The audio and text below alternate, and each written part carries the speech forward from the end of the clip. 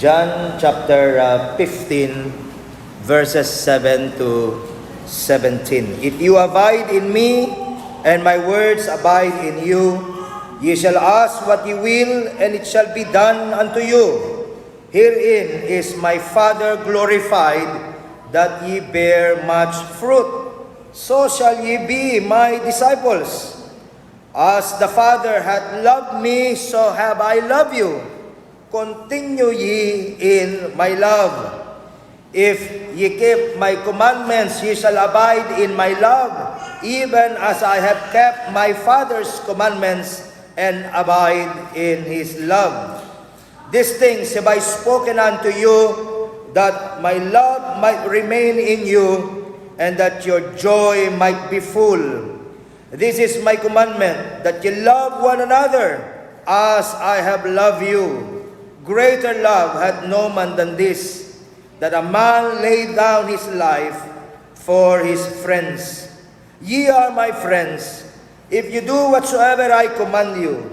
Henceforth I call you not servants, for the servant knoweth not what his Lord doeth, but I have called you friends, for all things that I have heard of my Father I have made known unto you. Ye have not chosen me, but I have chosen you, and ordained you, that ye should go and bring forth fruit, and that your fruit should remain, that whatsoever ye shall ask of the Father in my name, he may give it you. These things I command you, that ye love one another. May the Lord bless the reading as well as the hearing of His holy and infallible word. Abiding in Christ. Mga kapatid, isa po sa mga susi at mahalagang salita dito sa John chapter 15 na makakatulong po sa ating mas maunawaan ang bahaging ito sa sulat ni John ay ang salita mismong abide or to abide. Muli doon sa verse 4, abide in me, and I in you, as the branch cannot bear fruit of itself, except it abide in the vine, no more can ye, except ye abide in me. Doon sa verse 9, as the Father hath loved me, so have I loved you, continue or abide, continue ye in my love.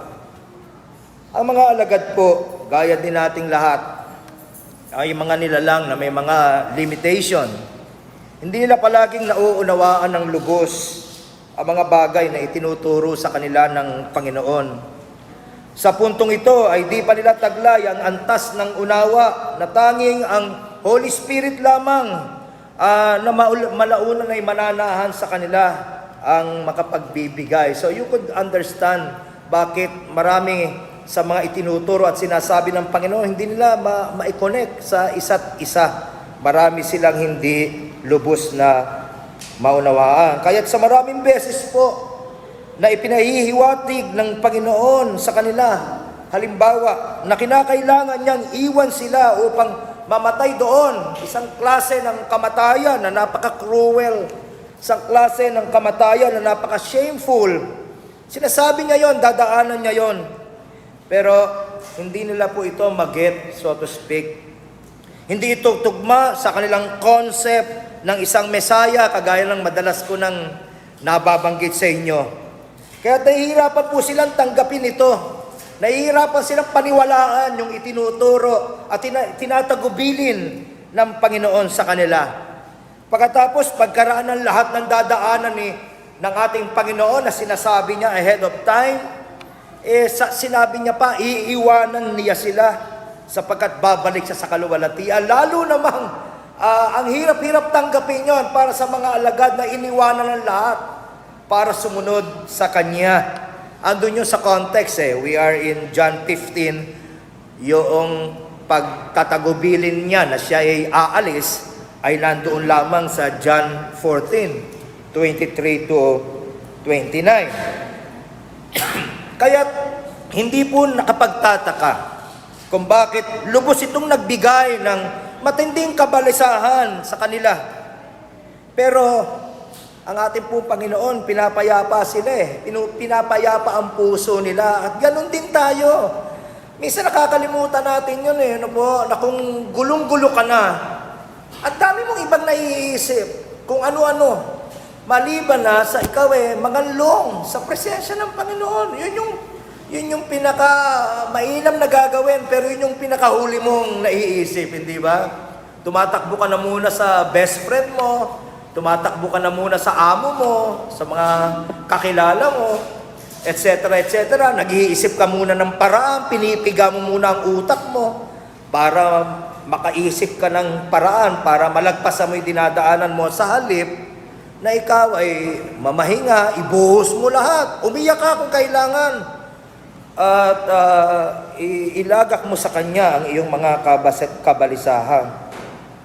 Dito yung encouragement na mahalaga para sa Panginoon na tayo po ay mapagharian ng kapayapaan, na ang puso natin ay mapagharian ng kapahingahan.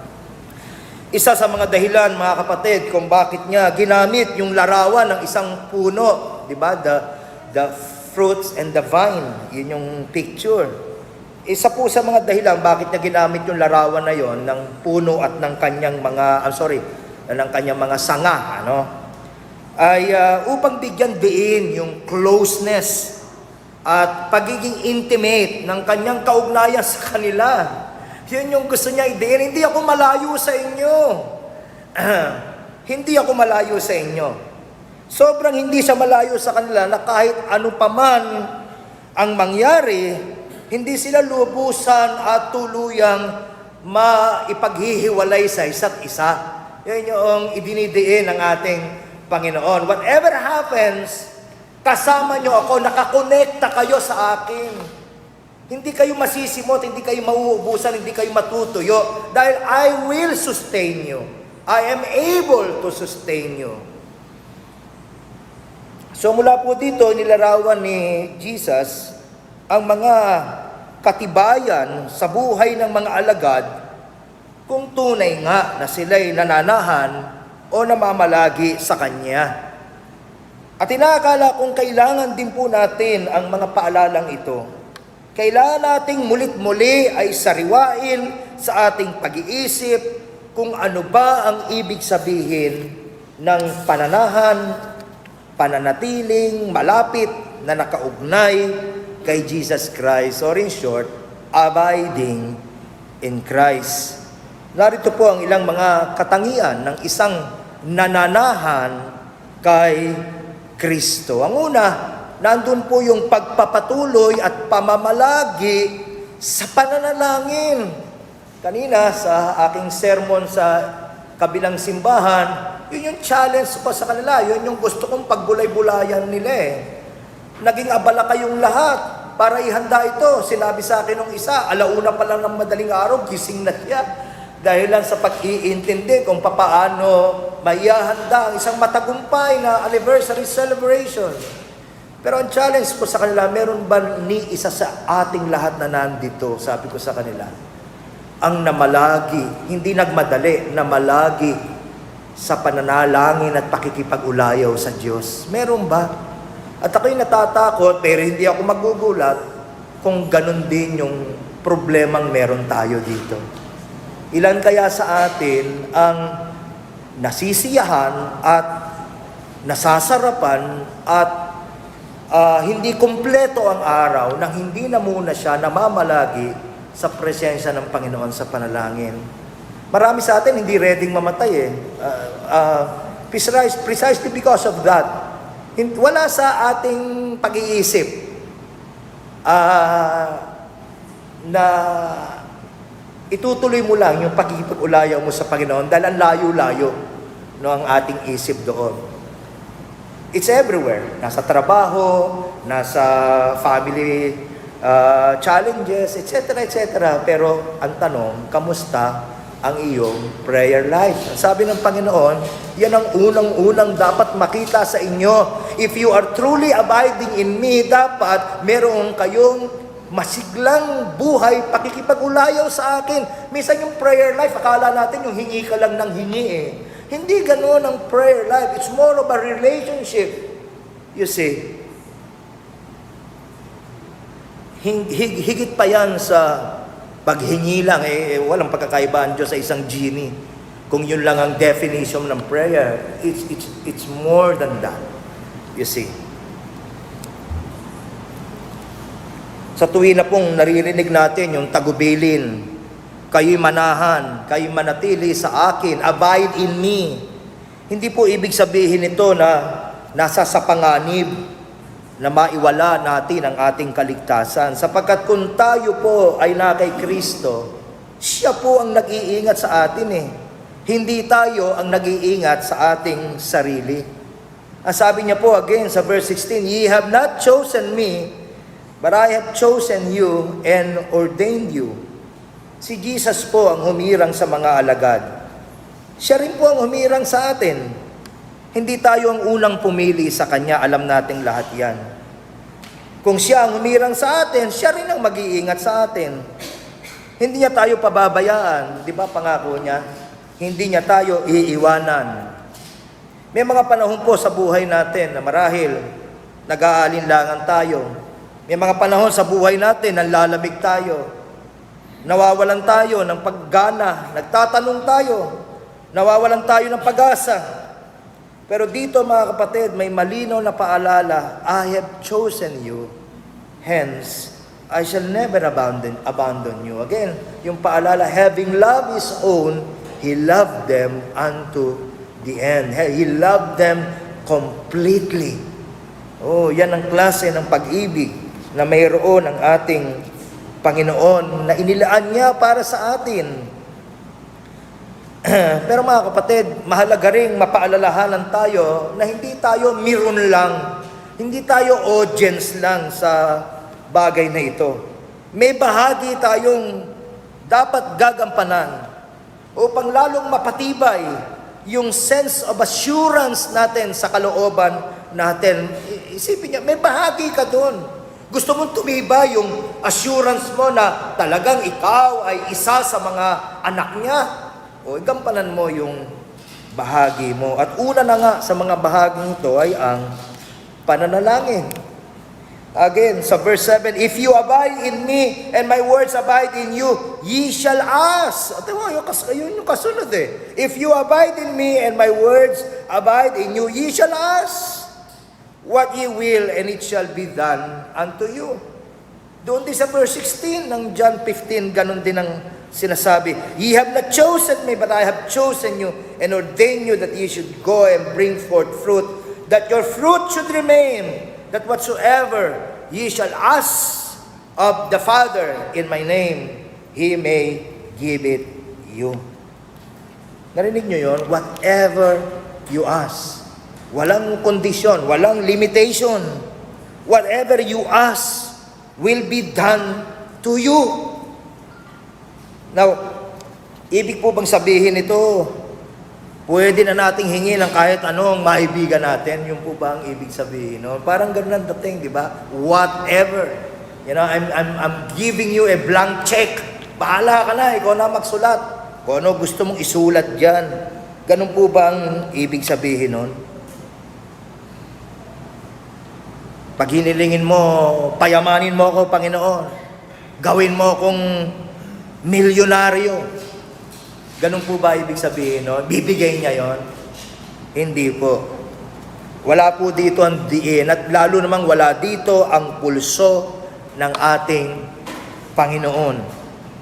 Huwag nating kalimutan na hindi lamang binibigyang katiyakan, hindi lamang binibigyang kasiguruhan ng Panginoon ang kalooban ng kanyang mga alagad. Inihahanda rin po niya sila sa misyon na kanyang ililalaan para sa kanila kapag ka po siya ay nagbalik na sa kaluwalhatian matapos siyang muling mabuhay. Bakit po natin nasabi yun? Nasabi niya sa context. Pagbabalikan natin yung John 14 verse 31, ito ang sabi niya.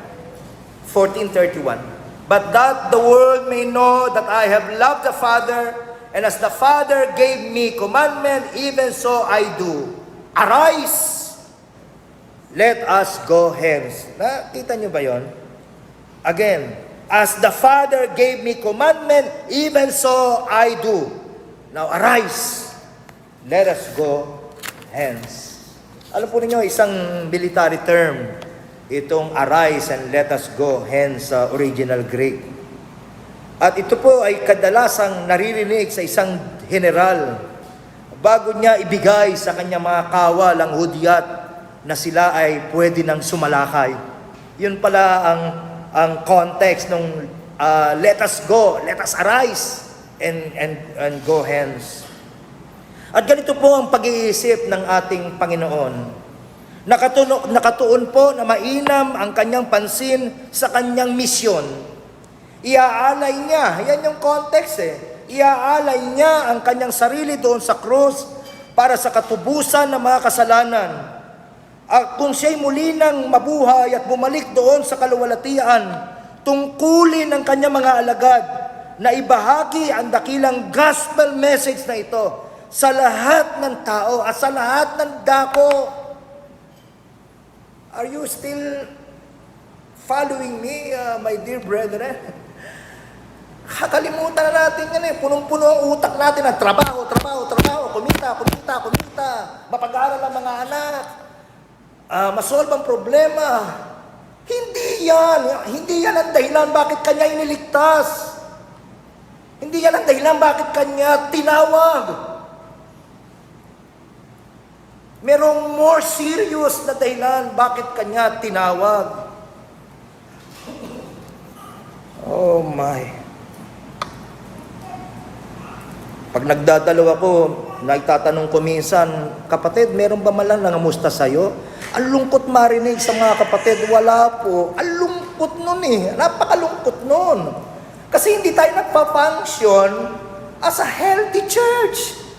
Bakit? Kasi ang isip na natin somewhere else May mga kapatid na hanggang sa ilik na lang nila yung wound nila sa sarili nila Kasi wala namang ibang nagke-care, wala namang ibang concern. Hindi ganun dapat In the same manner, pagka ikaw ay dumating sa situation na bagsak ka, gugustuhin mo na may mga taong nag-aalala sa'yo. At again, sabi ko nga, yung pagte-text, cheap yan Pinakamadaling gawin yun Kahit mindless ka, i-text mo, how are you, pwede yan. Pero we have to go out of our way and minister to our brethren. Dahil yun din ang gugustuhin mo pagka ikaw naman, halimbawa, ang nakahiga sa banig ng karamdaman. Hindi mo gugustuhin na, how are you? I'm praying for you. No! Kailangan natin ng mga warm bodies na nagsasabi, let's hold hands and pray together. Not to mention yung ating witness. We are supposed to share the gospel.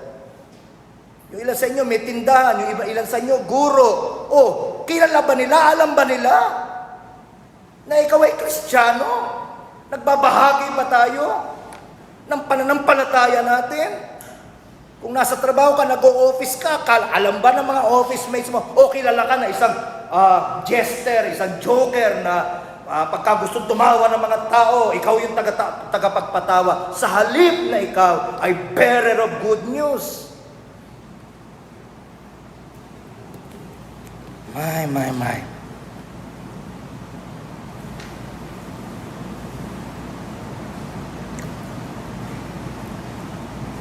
So again, may tungkulin tayo. May tungkulin ang mga kanyang mga alagad at tayo na ibahagi ang dakilang gospel message na ito sa lahat ng tao, sa lahat ng dako.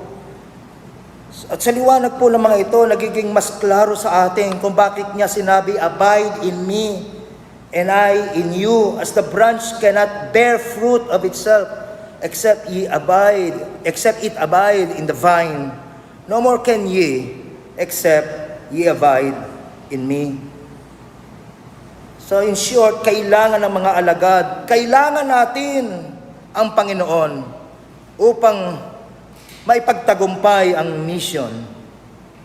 Kahit anumang hingin natin na magdadala, yun yung context. Yun yung whatsoever you ask. Kung kapuso ka ng Panginoon, ano man ang hingin mo, na magdadala ng kaluwalhatian sa Kanya. Yun. Anumang hingin mo, na magsusulong ng kaharian niya, ibibigay niya. Kung may tama kang heart, in fact, kahit ngayon, hindi against ang Panginoon sa prosperity, hindi against ang Panginoon sa material, temporal blessings. Lalo na kung tama ang puso mo, Panginoon, bigyan mo ako ng kakayahan. Gusto kong gamitin yung pera na ito para sa advancement of your kingdom. Enlarge my territory. Sabi nga, panalangin sa Old Testament. Hindi naman against ang Panginoon sa pagpapala sa atin. Ang problema, pag pinagpala tayo, bili ako ng ganon, travel ako sa ganon. Again, hindi masama yon per se. Huwag nating ma-misunderstand, pero hindi yun ang priority. Dapat tama yung heartbeat natin. Again, ang nakakalimutan natin, bilang lang ang oras natin. Bilang lang. Sandali lang tayong mabubuhay sa mundo. Sinayang pa natin. Mali yung YOLO Pag mali ang application, tama ang YOLO kung tama ang application. Di ba? Ang tamang you only live once sa ito. Only one life will soon be passed. Only what's done for Christ will last. Ako natutuwa ko sa heartbeat na meron si E-Joy Kasi tama, talagang busy siya, talagang panayang palaki ng clinic, everything. Pero alam ko rin na tama ang puso niya. Gusto niyang paggamit sa Panginoon in whatever way possible. Yun yung ibig kong sabihin. Hindi yung kinakain ka na ng ginagawa mo, whatever that would be. Tapos yun na yung yun ang all and be all ng buhay mo. Walang relasyon sa kingdom. Oh my.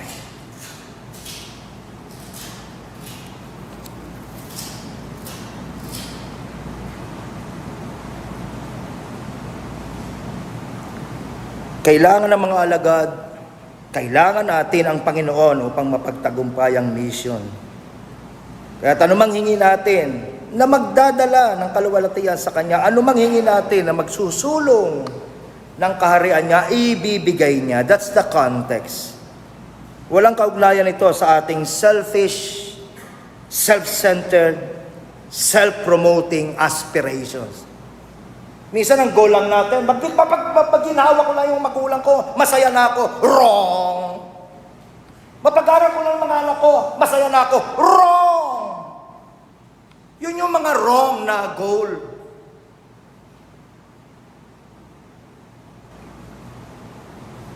Ang tamang goal, hindi lang sa salita, hindi lang slogan, kundi sa pangkabuuan, Soli Deo Gloria. Oh, Panginoon, sa lahat ng aspeto ng buhay ko, tumanggap ka ng kaluwalhatian.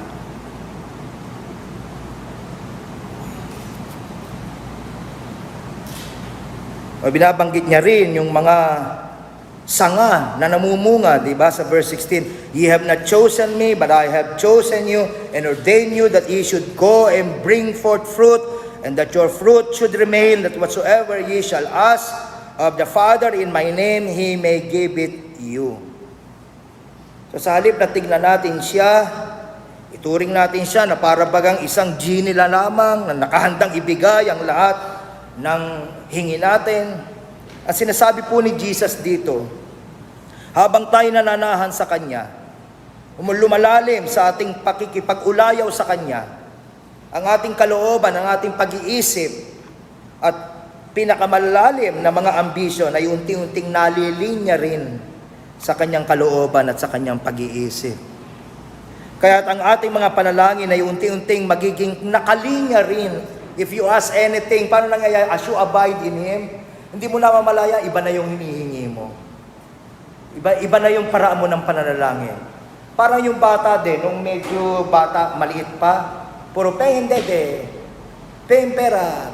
Pero habang lumalaki na yung bata, nagiging more matured, Nay, Tay, mag-aasawa na po. Hindi. Nay, Tay, ano po bang maitutulong ko sa inyo? Hindi, wag niyo ang hawakan ng labahin. Ako na po.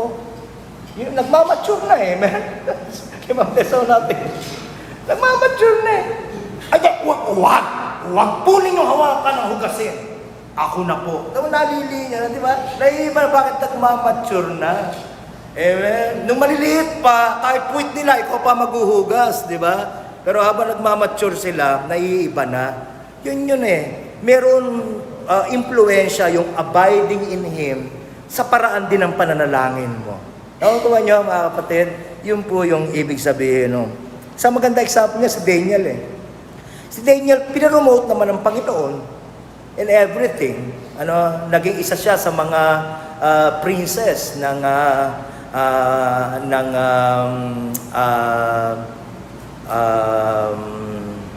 Babylon. Pero tingnan ninyo kung ano heartbeat niya. Palaging recognition of the sovereignty of God. Tapos nung malaman niya na na-complete na yung 70 years of captivity, nanalangin sa Lord, tuparin po ninyo kung ano yung pangako niyo. Nakalinya sa salita ng Diyos ang pananalangin niya. Nagmistulan ba siyang wala lang? Hindi. Pinaromote siya ng Panginoon, pero hindi yon ang kanyang primary concern. Nakukuha niyo? Nakukuha niyo, mga kapatid? I'm telling you, hindi ka malalagay sa tabi, walang kwentang buhay, wala lang, hindi. Ang Diyos marunong mag-promote. Pero ang pinakamagandang promotion, yung God-glorifying kind of promotion. Praise be to God. Hindi selfish, hindi self-centered. So, ang tanong, ikaw, ano ang laman ng mga panalangin mo? Yan, gusto mong ma-determine kung kamusta ang iyong abiding in Christ, yung iyong relationship with Christ? Sa mga dinadasal mo, ano ang laman ng panalangin mo? Magugulat ka kung conscious ka lang, baka makasarili ko pala, puro ako, akin.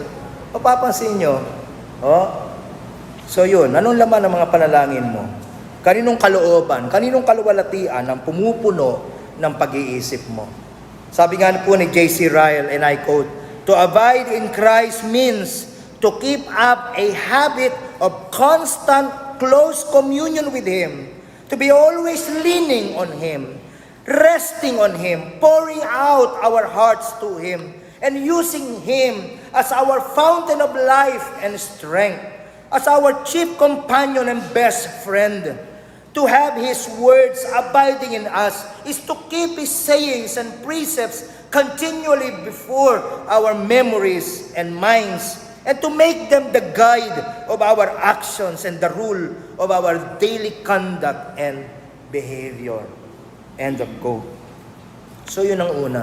Namamalagi, nagpapatuloy, nabuhay, panalangin. Malalaman mo na ikay nag-abide kay Kristo kung gayon. Pangalawa, namumunga ng masagana. Again, verse 16, "Ye have not chosen me, but I have chosen you and ordained you that ye should go and bring forth fruit, that your fruit should remain, that whatsoever ye shall ask of the Father in my name, He may give it you." Ano po ba yung bunga na pinag-uusapan natin dito? Well, ang unang bunga is a life of obedience and a life of holiness. Yun yung bunga na pinag-uusapan natin dito. Ang sabi po dito sa verse 10, example mismo ni Jesus Christ, "If ye keep my commandments, ye shall abide in my love, even as I have kept my Father's commandments and abide in His love. These things have I spoken unto you, that my joy might remain in you, and that your joy might be full." Minsan po, and it's understandable, that's human nature. Madali tayong ma-impluwensyahan noong ano po ba, yung image, yung dating. Mukha silang masaya. Ano nagpapasaya sa kanila? So gusto mo, kung ano nagpapasaya sa kanila, dahil mukha silang masaya, yun din ang magpapasaya sa'yo. At magpapamukha sa'yong masaya. Di ba? Yun ang problema. Sa halip na ang tanging maging gabay mo lang ay ang kanyang salita. Doon lang daw that your joy might be full. Yung pagiging tapat sa sunod at pagpapailalim sa kanyang salita. Yung pala yung kanina binabagit ni Shasha, Daddy, ang isa po palang mahal na sasakyan ay yung Subaru. Subaru ba o Subaru? Subaru. Ha? Subaru. So may daw yun, status symbol. Well and good, well and fine. Kung meron kang pagpapala na nakabili ka noon, okay. Pero sa totoo lang, marami na akong kilala. Na merong hindi lang mahal na sasakyan, marami pang iba, pero hindi masaya. So yun yung klaruhin natin yun yung ang daming cobwebs. Gusto ko to kasi mukha silang masaya pag may ganon. Gusto ko yan kasi merong mukha silang masaya dahil ganon. Hindi. Ito lang. Sinabi ni Christ Paano malulubos? May saya lang konti. Bakit nga ba wala? Di ba ang example ko nga dyan, sinakay ka sa Chubibo Alam niyo ba yung Chubibo? Yung merry-go-round. Di ba? O masaya ka sandali. Hanggang sa pamiyamaya, nahihilo na ako Parang gusto ko nung bumaba. Hindi, bawal bumaba. Minsan ka sasakay, bawal lang bumaba. Babagsak ka na lang dyan. Noong una, masaya pa Madahuli, ito pala yun. Paiikot-ikot lang ang buhay. Tamo, na-miss mo na Wala ka na sa tamang goal. Ano natin na sa'yo? Pagod ka, pero hindi ka masaya. Ubusan lakas mo, pero hindi ka masaya. Pepikein mo. Ang saya-saya ko. Kayo hindi masaya, ako masaya. Pero pagka nag-iisa ka na lang, alam mo sa sarili mo how empty you are. At sa totoo lang, ikaw lang naman ang luluko sa sarili mo. Bakit? Sa mga nakakaunawa ng salita, alam nila na maliban na ikaw ay nakapailalim sa salita ng Diyos, hindi ka talaga sasaya. Dayain mo na, dayain mo. Yung Facebook nakakadaya yan Di ba? Parang kaunti yung nasa table. Bili nga tayo ng, tagtagan nga natin ito ng cake. Para maganda-ganda. Di ba? Tsaka tayo magpapicture, ipunin natin para, mukhang marami. Lokohin mo, lelang mo. Dahil trabaho natin lahat yan. Gusto nating mag-appear na masaya, kompleto. Pero mga kapatid, ikaw at ang Diyos, yun ang mahalaga. May puwang pa bang salita ng Diyos sa buhay mo? O para ka na lang walking dead man? Para ka na lang zombie? Gigising, trabaho. My.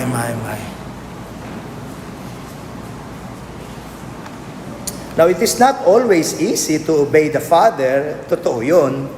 At minsan, yun yung nagdi-discourage sa atin. Magandang example yun, si Christ mismo. Christ was agonizing in the garden. Tama? Pero sinusunod niya ang kalooban ng Panginoon. But He was agonizing. Mahirap. Pero sabi ng banal na kasulatan? Looking unto Jesus, the author and finisher of our faith, who, meaning Jesus, who for the joy that was set before Him endured the cross, despising the shame, and sat down at the right hand of the throne of God.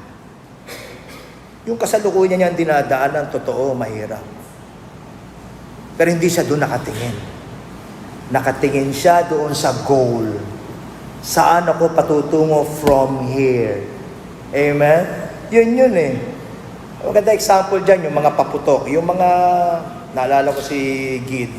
Kasi yun yung, yung parang, yun yung, kahit ako ganun din ng bata Sabi nga ng tatay ko, I don't know kung naaalala ni Lilibet. Nung nakapagtrabaho na ako, mag-New Year, bumili ako ng sangkatutak na paputok at sangkatutak na sardinas. Para po kung marami kang inuwi. Di ba? May ligo, may master sardines. Sabi ng tatay ko, akala ko matutuwa Sabi ng tatay ko, makakain ba yan? Maya-maya, pinaputok mo yan, pagkatapos niya, ubus na yan. Hindi ako naniniwala. Talaga nagpalusis ako, everything. Pero totoo, tama siya Dahil pagkaraan ng isang makulay na putukan, at naubos mo na ang pera mo, wala rin. Now again, hindi wrong na bumili ng lusis, baka mamaya, hindi ko nga ipoposto. O kaya, hindi ko isasama si pastor sa makakakita nito. Kasi baka, no, wag, pakita nyo sa akin, no problem. Ang ibig ko lang sabihin, kung akala mo yan yung magpapasayo sa'yo, wrong again. Wrong again. Kung yan na ang goal mo, at kung yan na ang definition mo, wrong again. Si Jesus, bagamat agonizing, yung buong dinaanan niya towards the cross, pero masaya siya. Bakit? Dahil dun sa end result na nakikita na niya. Ikaw, nakikita mo ba ang end goal ng buhay mo? Alam mo ba? Ano yung legacy na iiwanan mo pag nawala ka na? Meron ba? Ano yung pag-uusapan nila?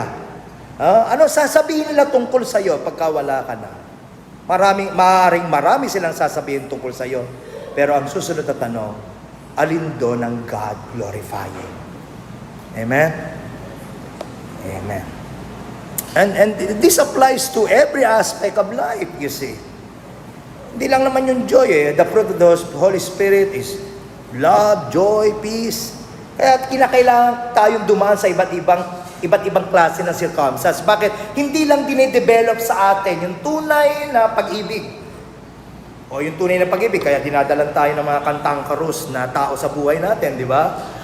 Hirap umibig. Ba't ang hirap mong ibigin? Yung parang nasasayang mong gano'n. Pero kailangan mong ibigin. Kailangan natin ibigin ng isa't isa. Kung okay sana yung magkakaugali tayo lahat, di ba? Hindi masaya. Akala nyo lang. Imagine nyo kung lahat kayo tahimik. Di ba? Kailangan natin ng mga live wire sa loob ng simbahan, di ba? Let us sing! Di ba? Wonderful grace of Jesus. Imagine nyo kung lahat tayo iisa ng temperament. Siglahan natin. Wonderful grace of... Lakasan. Wonderful grace of Jesus. You see, kailangan natin yung pagkakaiba-iba, pero may kasama yon. Yung irritation, it's a disappointment sa isa't isa. Nako, mag-grow up na tayo, lagpasan natin yan. Amen. Matagal-tagal ang eternity na magkakasama tayo. Amen. Praise God. Walang amen. So yun ang una, Paano nakikita yung bunga ng abiding in Christ? Ayun. Yung pagsunod mo, yung level ng pagsunod mo, yung nature at yung quality ng pagsunod mo sa Panginoon at yung kamusta yung buhay kabanalan mo. Pangalawa, yung hindi lang life of obedience, kundi life of discipleship. Di ba, sabi na nga niya Ye have not chosen me, but I have chosen you, and ordained you, that ye should go and bring forth fruit, that your fruit should remain. Alam nyo, ang kinakausap niya dito, mga alagad. Yung mga alagad, yung salitang apostles, ang ibig sabihin niyan sent out once. Di ba? Mga isinugo. So, ganoon pala ang mission natin. Yung bunga dito, hindi lang ibig sabihin yung pamumuhay na banal, kundi magbubunga tayo ng mga tao na mababahaginan natin ng gospel message. You see, no matter the background, no matter the people, no matter the situation, hahanapin natin sila. You remember the Lord Jesus Christ? I must go, sabi niya. Kailangan niyang i-meet ang Samaritan woman. Amen? Sinasadya yon. Tayo, kamusta? Sinasadya ba natin ang pag-reach out? Sinasadya ba natin yon? O, teka muna, wala tayong masabi man lang na may ginawa tayo, let's talk to someone. Hindi ganun, mga kapatid, hindi. Magiging lang yan, wala rin yan, in vain din yan. Dapat, nagsisimula yon out of a great sense of pity and mercy sa mga taong hindi pa nakakakilala. Yun ang dahilan bakit talagang sinadyang i-meet ni Jesus Christ ang Samaritan woman. Gusto niyang magdala ng order at meaning sa buhay ng babaeng ito. So, imagine niyo yung message na dala natin, di ba? At ang karamihan doon, tayo mismo makakapag-testify. Ang gulo-gulo po ng buhay ko, salamat na lang somebody talk to me about the gospel. Amen? At hindi lang salvation, hindi lang converts ang ibig sabihin ng fruits doon, kundi discipleship. Ano, nakakatuwa. Again, nabanggit ko na kanina. Nakakatuwa nga si Pastor Mac, di ba? Pastor, wala po akong tatay-tatayan eh. Pwede po ba pakidisciple ako? Pwede po ba maglaan kayo? In your busy week, sabi niya, pwede po ba maglaan kayo ng time for me? And I like that. You see, in the sense that, it's not so much yung siya kundi ako, yung privilege, di ba? Salamat, Panginoon, sa pagkakataon. How about you? Kamusta? Meron ka bang inaalagaan ng mga kapatid? Nagiging blessing ka ba to someone? Di ba kanta natin, make me a blessing to someone today. May ganun ba? You don't have to go far and look far. Mga anak mo lang, simulan mo dyan, di ba? As young as Sam, di ba? Simulan mo na yan. God is so big, so strong and so mighty, Sam. You do not have a small God. You do not have a weak God. You have a strong and big God. Sam, tamo? Sino nagsabing hindi pwede mag-preach ang babae? Ayun, kay Sam. Amen?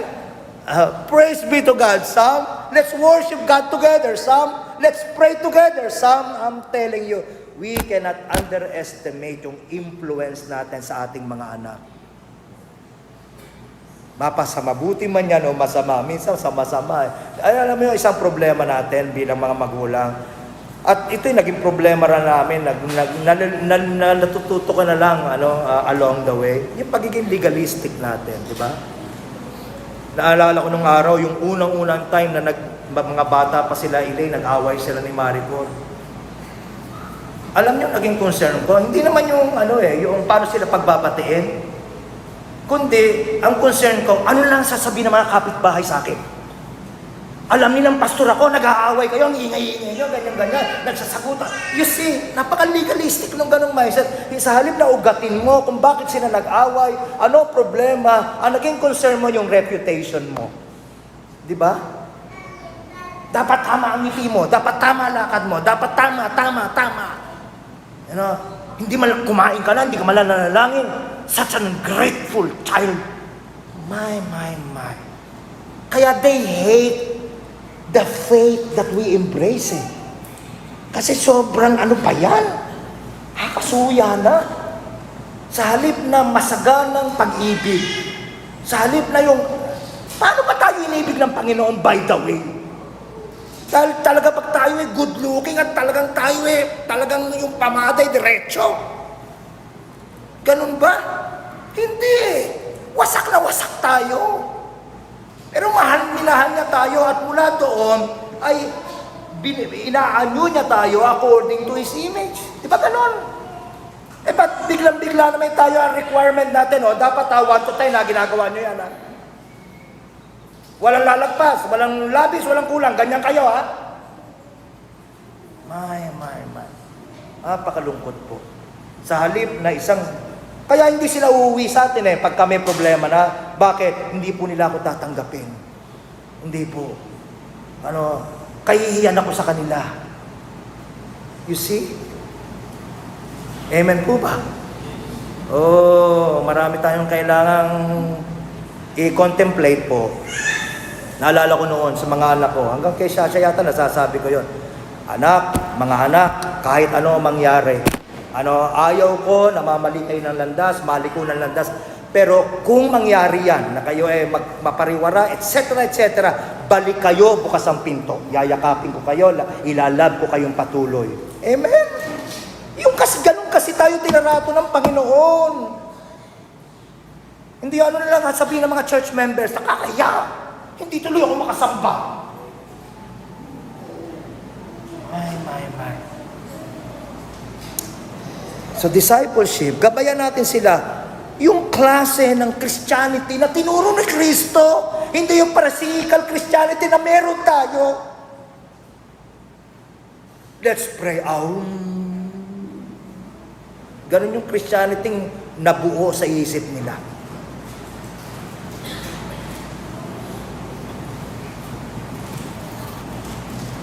And then finally, sabi niya, sa verse 9, as the Father hath loved me, so have I loved you. Continue ye in my love. Mga kapatid, kahit ano mangyari, Kung talagang dumating ka na sa punto na talagang sobrang lungkot mo na, sobrang nag-iisa ka na, sobrang discouraged ka na, mapaalalahanan ka sana, may isang nagmamahal sa iyo na hindi ka kalilimutan, hindi ka tatalikuran, hindi ka pandidirihan no matter what. Ganyan ang klase ng pag-ibig na meron ng Panginoon sa atin. It's an unconditional love, it's a faithful love, it's a holy love, yes. He will correct you, yes. Pero yan yung klase ng pag-ibig that would not let you go. He will not let you go. Mapalalahanan ka. Iiwanan ka ng lahat. Pero merong isa. Sabi niya, manatili kayong manganlong sa aking pag-ibig. As the Father hath loved me, so have I loved you. Continue ye in my life. Huwag kang lumayo. Manatili ka kay Kristo.